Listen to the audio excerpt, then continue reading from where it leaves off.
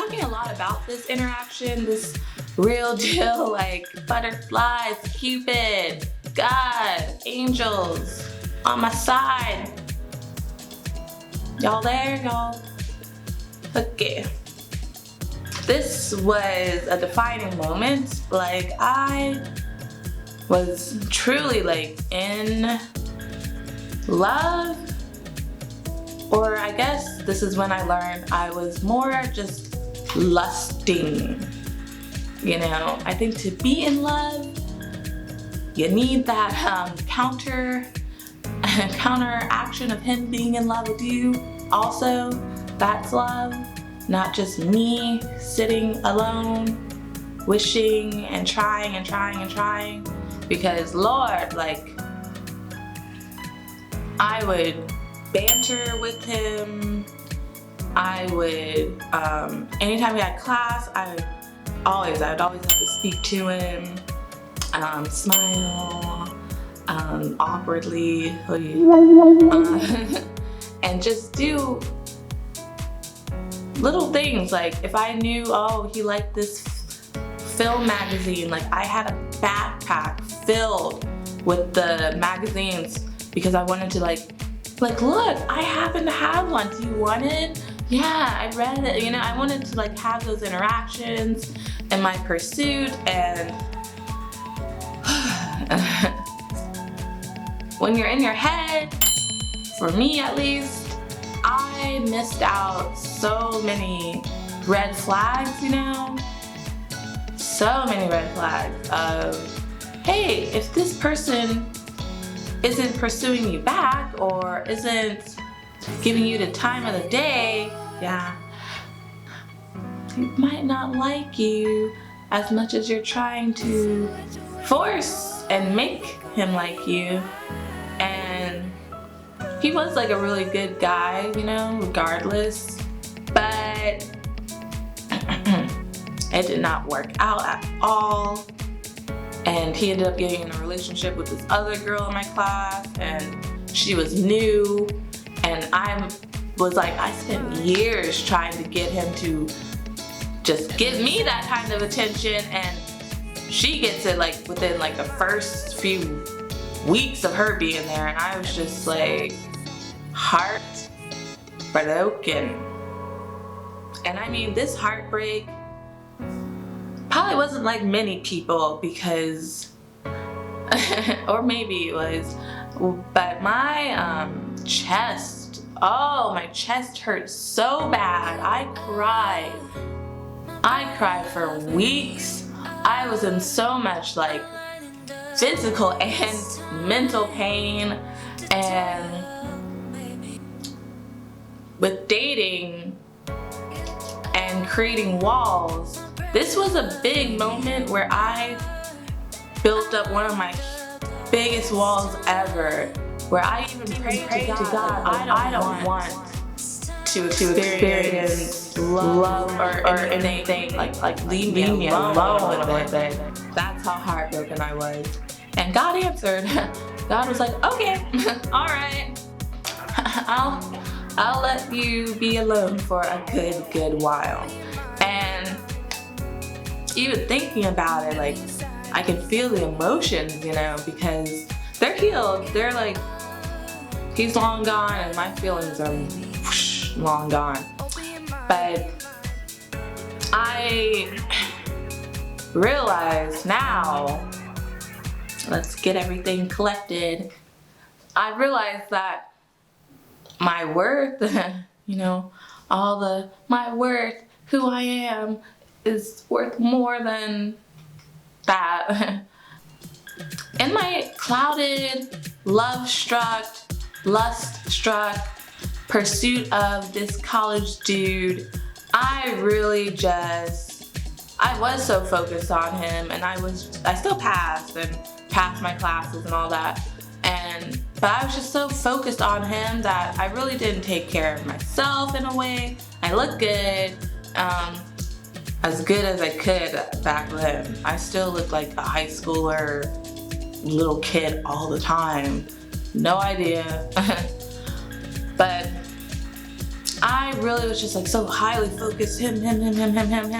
If he walked by me in the hallway, it's like, you know, but I should have known way better that with my experience that if he's not giving me a time of day, isn't treating me like I exist really besides class, this isn't anything. And I learned the absolute hard way, and I ended up building such a big high wall around dating and pursuing men that it took me years to get past. So here I am now with this being womanly dating, because I am getting back into it. I am like, I don't want to be single no more. I don't want to be the cause of why year after year I'm not finding nobody or connecting with a dude, you know? And I gotta better myself, like I said, externally and internally, so my pursuit can actually be a winning pursuit. I can actually, for the first time in my life, get the guy that I really want to be with, grow with, live with, build with, have children with, because that's my goal in life. Like, I want the companionship, I want the real deal relationship that is through years, you know, and it matters. And I just really gotta step out of my comfort zone. I really gotta step out of my head and go for it.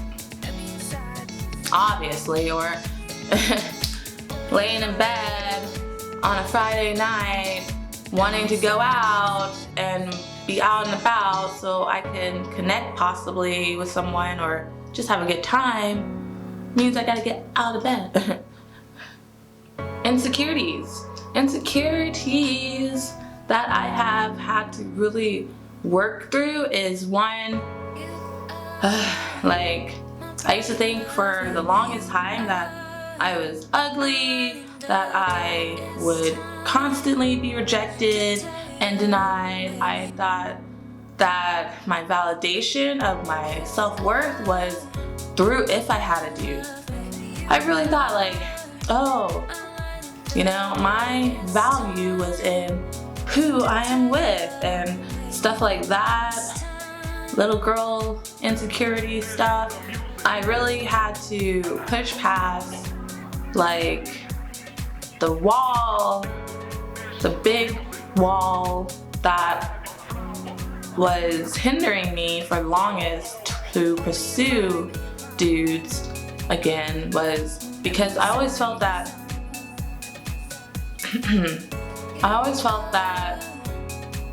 every time I find a guy that I like, I had to pursue him. I had to go for him. I had to let him know like, hey, hi, me over here, I exist. And no more of that, that's for sure. Like, no more of me like, hey, hi, hey, my name's Stacy, blah, no.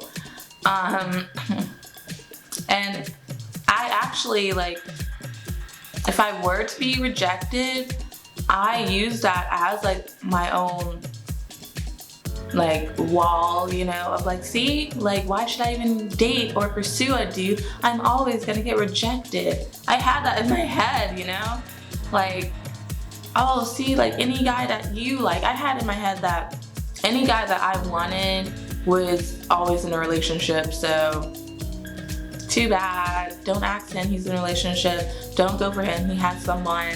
I had that built into my head, so pretty much kept manifesting that to where, oh, I like him, oh, he's in a relationship, oh, I like him, he's in a relationship. I had to psh that out in my head. One major thing with my whole pursuit of dating, being in a real deal relationship, you know, especially at 27, that'd be nice. I really had to start updating and upgrading myself completely, because I actually cannot blame dudes for maybe looking at me from across the street in New York and not thinking anything of me, or when I talk to dudes, you know, then just like, oh, hey, nice conversation and move on. My whole like I wore my insecurities. I walked my insecurities. I was that deep, you know. The way I would dress, you know, like I can't blame people, well, dudes, because I didn't dress, you know, how I do more now, definitely now. I didn't take care of my nails, my hair, really. I wasn't going around like a slob, but I could have done way, way, way, way better. I was so into like a natural, but I could have had a nice cute fro, not just a put water on it and puff it up and throw it back fro, you know? So, and with the way I spoke, you know, I didn't really speak actually, which is a huge thing with my entire life, not just dating, but I didn't really speak with confidence. When I would talk to people, when I would especially talk to dudes, I didn't speak with confidence. I spoke kinda sluggish, you know. My posture, my mannerisms were not screaming, oh, she likes herself, she loves herself, she takes care of herself. Oh, let me listen to her some more, let me get to know her more. I feel like I had the vibe of,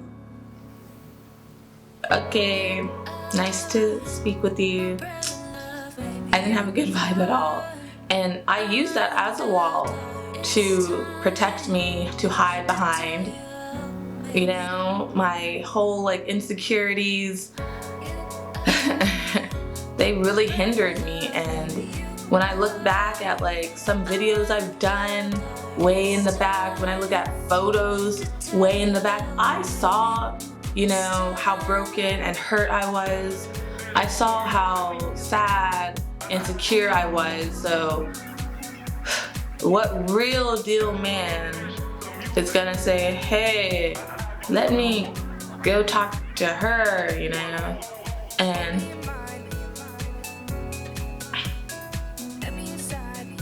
it was all my bad. All my bad.